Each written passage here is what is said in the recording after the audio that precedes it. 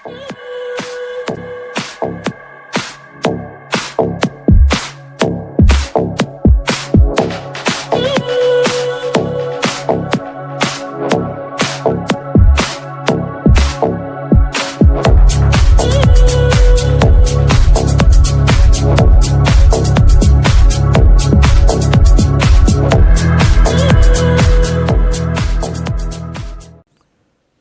good morning. Good morning, everyone. How are you today? I want to explain chapter 11 today in marketing. But first, let me apologize for those who are messaging me and asking for the videos and the chapters. I'm sorry for being late, but I have a lot of things to do. That's why sometimes I cannot find time to record videos. Okay, so I apologize one more time. So let's start chapter 11. So chapter 11 is about market research. In this chapter, we're going to cover the market research, the methods of market research. We're going to talk about the market research data and what do we mean by primary and secondary research. Then we'll talk about the presentation of information in market research. This chapter is important. The main points here that you have to understand are the primary and secondary research. Okay, you have to differentiate between them. And of course, you have to know what are the methods or the other methods that we use in making market research. Okay, so when I say market research, it's of course collecting information and recording and analyzing all the information that we get about consumers, competitors, and the market. So the business doing a market research will collect information about these three, and it's not only about collecting information, it's about analyzing information to use them at the end. Okay, so we have two types of businesses in general. We have a market-orientated businesses. These businesses, they develop their products depending on consumer demand. I mean, they try to satisfy consumers based on market research. So they do a market research, then they produce products based on the information they get. So of course there is a benefit here that the risk of new products failing will be reduced as you are doing a market research before selling the product, and your products will last longer in the market. Other types of businesses, they are product-oriented businesses. The firm will decide what to produce and then they try to find buyers. Some businesses, they don't make a market research or they don't need a market research, like businesses selling food, for example, or fruits, let's say. So they just sell the product and customers will buy the product. There is no need for making a market research. Okay, why do we need a market research? Of course, a lot of reasons. We need to collect information about consumers and competitors and the products and everything, because this will help us to reduce risk and sell more in the market. The first one, what feature of my product do people like or dislike? I want to know this, of course, before producing any product. This is one. Two, would they be willing to buy my product? Of course, the price. Are they willing to buy my product? And are they willing to accept the price of my product? Are they prepared to pay, for example, for my product? This is very important, of course. Where would they most likely buy my product? I want to know the customers of my product. Let's say I sell jewelry. I want to know where my target customer will be. And if I sell, let's say, sports shoes, also the same. So I have to know if people are going to be there in the place that I'm willing to locate, for example. Okay, what type of customers would buy my product? As you know, we have different target customers. And what type of promotion would be effective? All these we will go in details in all other chapters, like promotion, the pricing methods, and the place of selling the product. All these should be studied by the business. I should know all details about the promotions, the pricing, the place, and everything. The competition, it's very important to know your competitors because they will threaten your business. So you have to know what they are doing, so you avoid or you do the same sometimes. Okay, of course, the information that you will get, it's not only about numbers. We get a lot of numbers from the market. We get numbers related to number of people buying, how much, for example, sports shoes were sold in December. We get the quantity, and we have a qualitative information. It's about opinion or judgment. So we ask people for opinion. So both types of information will be collected. Now, why do we need it, or why do we need the market research? Because we want to identify the consumer needs, and we can discover the future size of the market or the current size of the market. And the information that we use in general will help us to identify the strengths and weaknesses of competitor products, right? And it will help us to decide on prices. A lot of them. Uses of market research are many. So using market research will make, let's say, the picture clear for us. We can know everything about the market and the customers, so we can know the products that we should sell and what people are looking for in our product. Now, how to collect information? We have two types. Main ways of research are called the primary and secondary research. They are very easy to understand.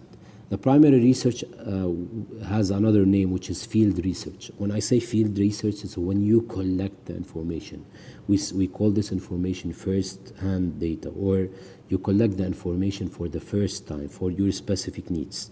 Okay, so of course they are up to date, and you are collecting them for a specific purpose, and they are not available for other businesses. But remember, this will cost you a lot. Will cost you time, of course, and will cost you money, because you have to hire people to collect the research. Sometimes we hire a company to do the research for us. Okay, it's time consuming, and sometimes this information might not be accurate. Okay, types of primary research, we have a lot of them. The most common are questionnaires and interviews. We'll talk about them now. But let's talk first about the stages. Collecting information, of course, it starts with a purpose. You have a purpose for your research, why I'm doing primary research, right? Then when I have a purpose, I can select the suitable method of research. Okay, let's say I might choose questionnaire, interviews, suitable methods of my research, and I choose the sample size. Of course, I'm not going to ask, or I'm not going to interview millions of people.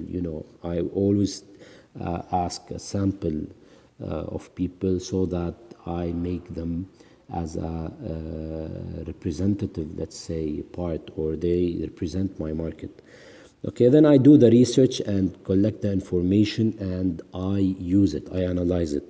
Analysis of the information is very important, because this will report findings, or this will bring results, so that we take a decision. So the methods, they are very easy and common. I think most of you, they know questionnaires. We see a lot of people asking us questions. Maybe we face this on streets, for example. They ask us questionnaires. They are the most basic type of primary research. Usually they are conducted face-to-face, okay, or online nowadays. So there are questions and answers, open questions, closed questions. The advantage, you get a lot of qualitative information, and you might get also quantitative information.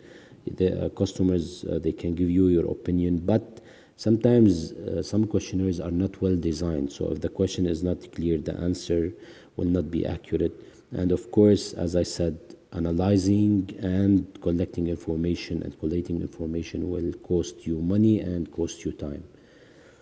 Okay, the second one, which is interviews, asking questions. Usually we prepare questions and we ask people, or ask a group of people. The advantage, you are able to explain any question in case someone is not understanding, and the interview can gather the likes and dislikes directly, because it's face to face and you are talking about a product. so you can collect information. The disadvantages: it's time consuming, it's expensive, and sometimes the interviewee might ask you, might answer in a centered way, or his answer sometimes has bias. Okay, with respect to questionnaires and interviews, of course, I have to take a sample.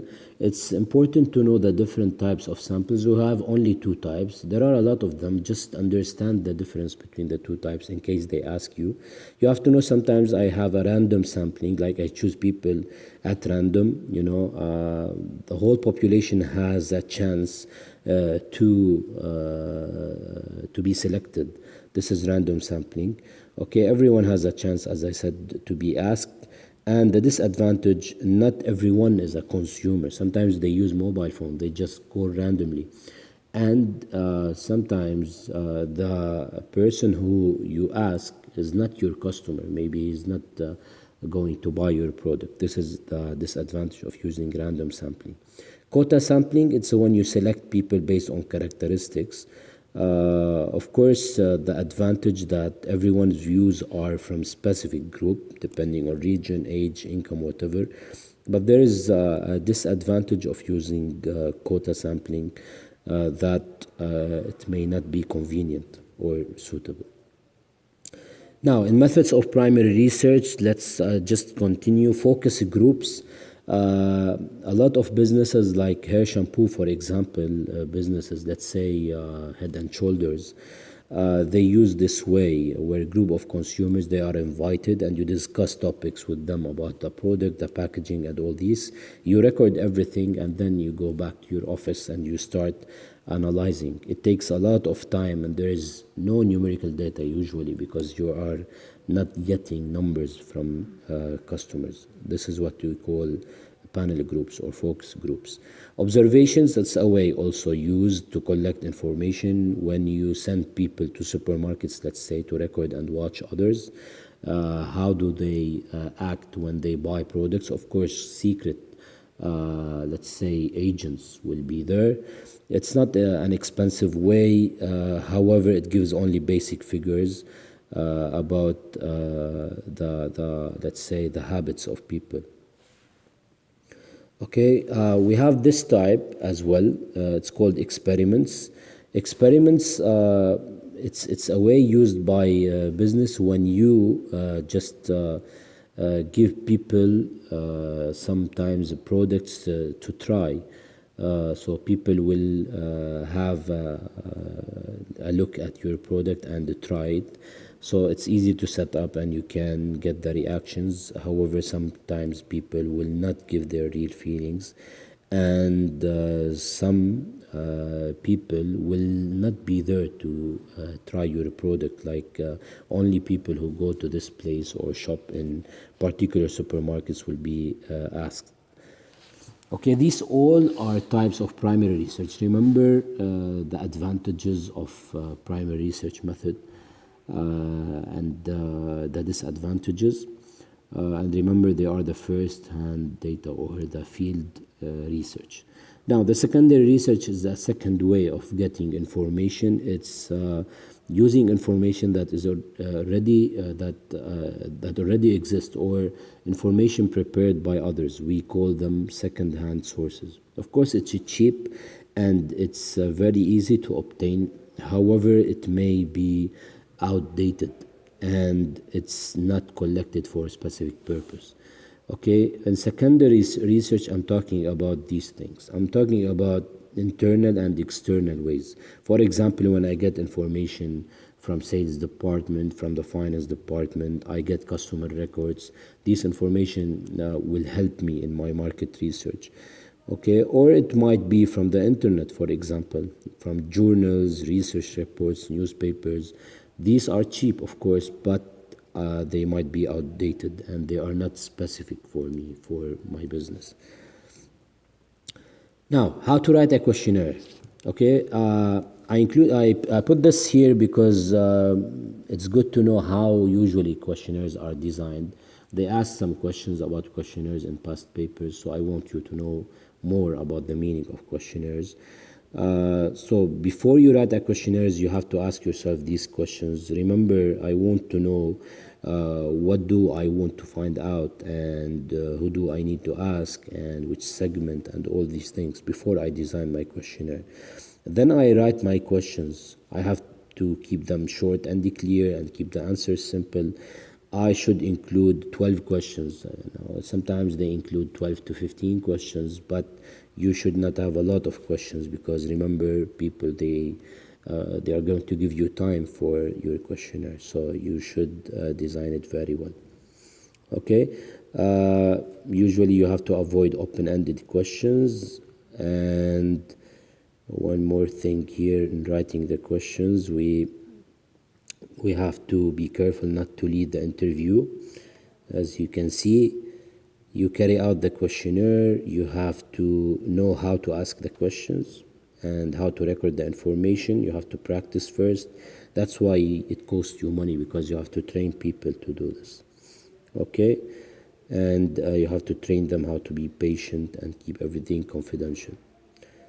Final considerations: the sample number and the time and the place before you run your questionnaire. Remember, all these should be considered before doing anything or running any questionnaire. Okay, with respect to the accuracy of market research, one of the main things that businesses, let's say, always try to avoid is the biased information. Sometimes the data of market research may be inaccurate. Like maybe your sample is not a real representative of the population, or maybe you choose the wrong type of collecting information, or maybe people are lying, as simple as that, or maybe your language is difficult. The person who's asking is not a trustful person, or he's not, let's say, a good interviewer, or the secondary information are outdated. So remember, I rely on information to take decisions concerning my product, concerning its price, concerning its features. So imagine the information I get are wrong, so my decision will be wrong as well. That's why you have to make market research based on studies, so it takes time to prepare a market research. Okay, the last point in this chapter is about presentation of information. I think you all know the ways of presenting information. Remember, information, raw information, as we call it in business, it means nothing for businesses unless you analyze it. You know, analysis means putting them in charts, for example, like a bar chart. Okay, why should I know this? I should know the characteristics. I saw a question in past papers asking about them, like ways of presenting information, and know the let's say the target, or why do we use this way. So you should know that the bar chart helps you to understand the information, and you can see it in a meaningful way, for example. More details in your book, of course. The pie chart, as you know, it can be used to show the proportion of the total figure, and each part, each slide represents a particular component. And we have the line graph. As you can see in line graph, it shows relations, of course, between variables. It might be a curve or a straight line. Okay, so that's it for presentation of information. Just go back to your book to check more details about them. They might ask you about. Okay, that's it for chapter 11. I hope you enjoyed chapter 11. And please, if you have any questions, just comment on my videos. Thank you for listening, and see you in chapter 12.